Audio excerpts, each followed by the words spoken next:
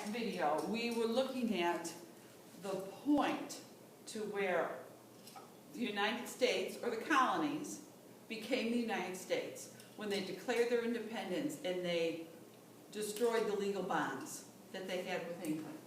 So what were the results of this?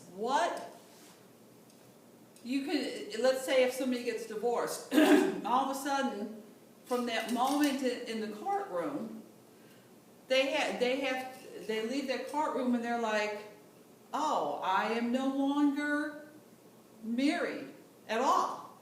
And so there has to be kind of a change in thinking. Well, this also happened with the people of now the declared United States. They had to realize they're no longer fighting for fairer treatment as a fellow Britishman. Their whole identity changes. What they're fighting for changes. Now they're fighting for their new country. Their allegiance is no longer with England, that old country. And kind of in an instant, and within a few months of the idea of becoming independent, and then the document being written and then it being declared, these people are now have to change their thinking to I'm no longer a British citizen. So it would be as if, for many of you, all of a sudden, somebody said you're no longer a citizen of the United States, and you say, well then, what am I? I'm a citizen of what? And it's re-changing your thinking. Fighting. Once they declared their independence, what do you think the king felt? The king was ticked. He was like, these are my subjects. You just don't decide to be independent from me. And the fighting really begins to escalate. First, most of the fighting in the beginning was in New England because that had the largest concentration of patriots at the time. Then, from Boston up in New York, it moved to the middle colonies in New York. And one of the things that we'll look at a little bit is the whole idea of espionage.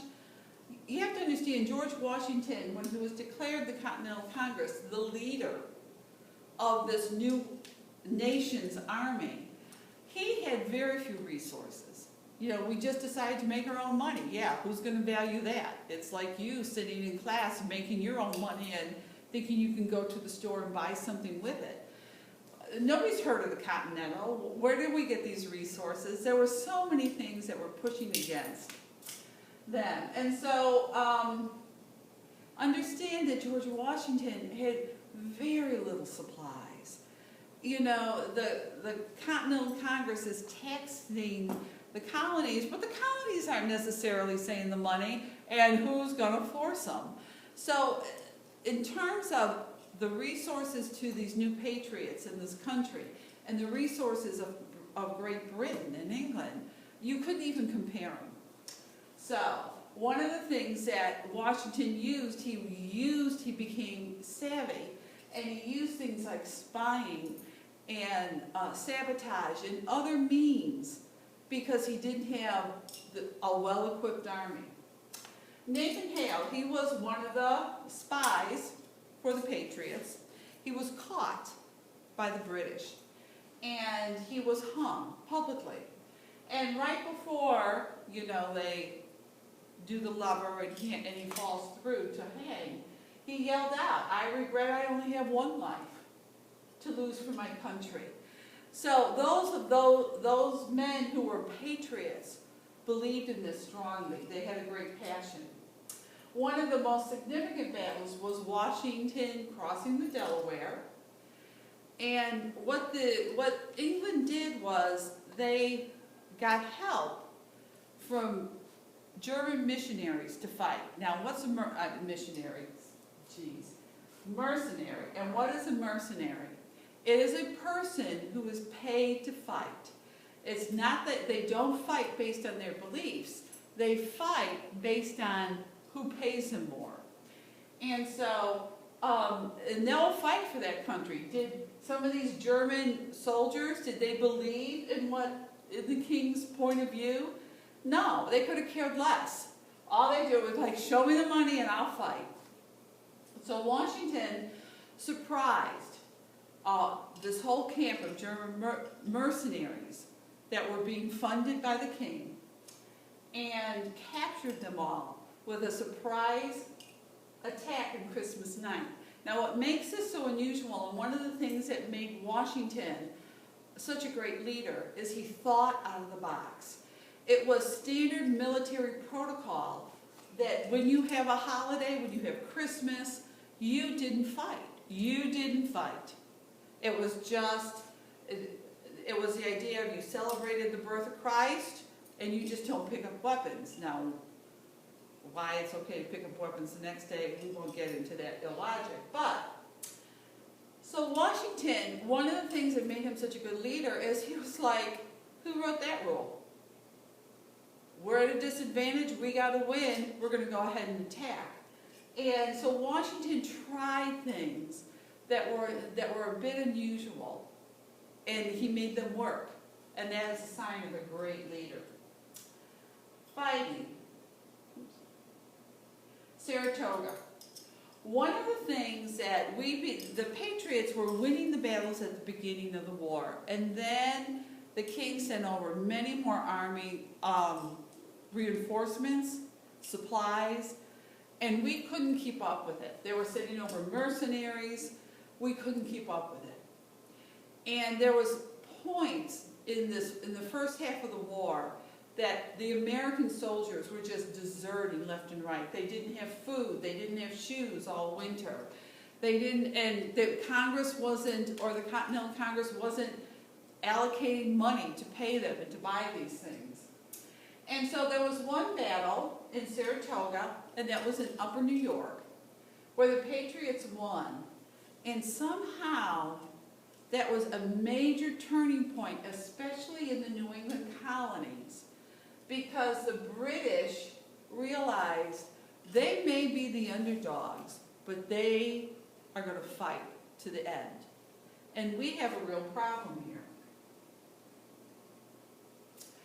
Now, likewise, the king got mercenaries from other countries. One of the countries that hated England the most was France. So France was very willing to help us. France sent over supplies.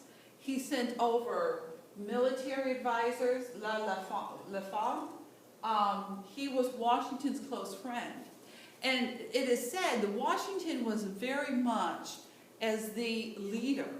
He was not a man who ever allowed people to get close with him. He wasn't somebody to kind of lay back and joke around and, yo, let's have a good time. He always, in a sense, kept his leadership and his distance from his troops. And so Lafayette, since he was French, there was a connection. Him and Washington, they just connected. They understood each other.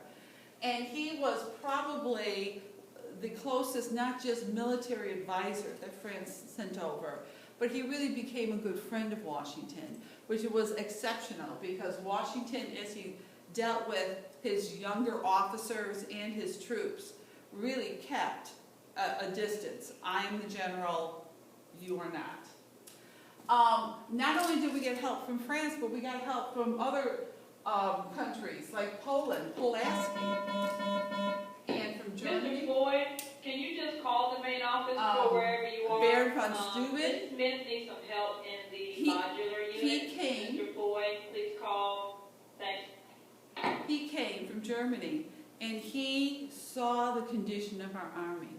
And he is really accredited to taking our ragtag militia, they weren't physically fit, they weren't trained in battle tactics, fighting tactics, how you use a bayonet, and things like that. And he came in and he began to drill and train our soldiers. And so he brought a very practical military expertise that really began to raise the level of our soldiers' ability to fight the British.